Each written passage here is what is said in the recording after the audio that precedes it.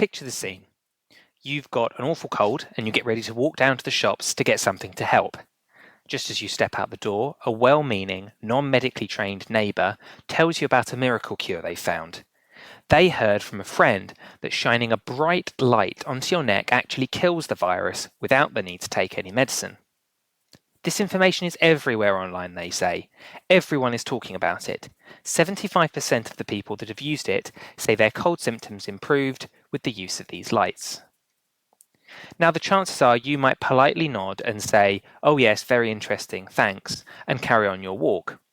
You might ask yourself some very obvious questions, such as 75% of how many?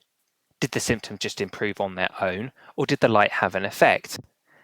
And just because it's everywhere online and there's lots of anecdotal reporting, does that mean it is right? At the very least, you'd probably want to do your own research if you were not dismissing it out of hand. It's no different with AI.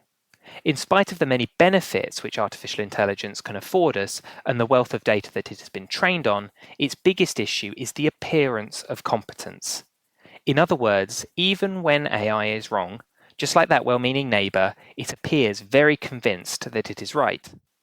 Our treatment of generative AI as an all-knowing oracle is very misplaced. At present, and to oversimplify, most generative AI works by breaking down a sentence like, "Does light shone on the neck help cure colds?" into a series of numerical tokens, and from this, the AI then produces a response. The response the AI produces is, in effect, a guess as to what the next most likely word or idea in a sentence is based on the dataset that it is working from. So if that dataset is full of wrong information, or the AI pulls it together in an unusual way, the AI will give you the wrong information.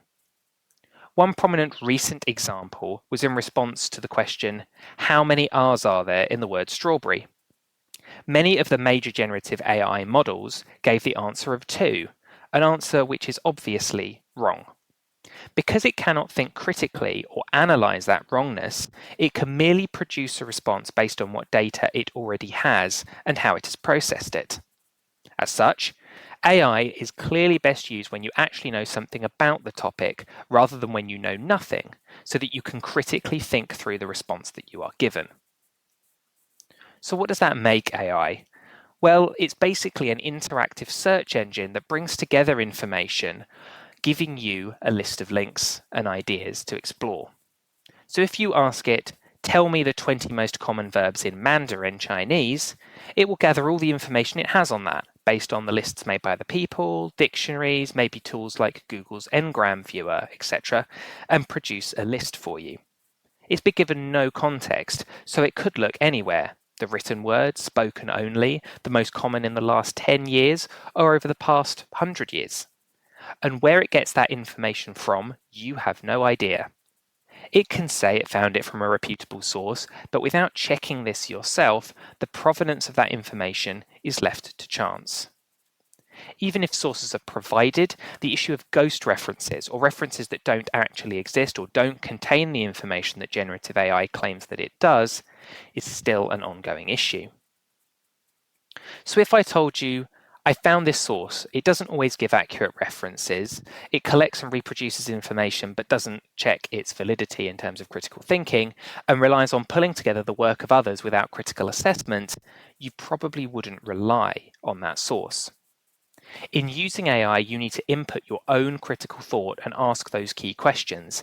Can I trust this data? Is the question I've asked precise enough? Have I thought critically on this like I would any other piece of data?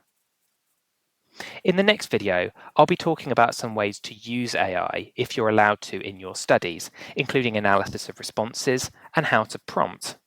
Without analysis of what you receive, and with the issues noted above, trusting AI implicitly risks you forming an essay which takes the word of that well-meaning but misinformed neighbour. There are many other resources on this Moodle page to help you in working with generative AI. You can also get further help with your use of generative AI by booking an appointment with us at Skills for Academic Success.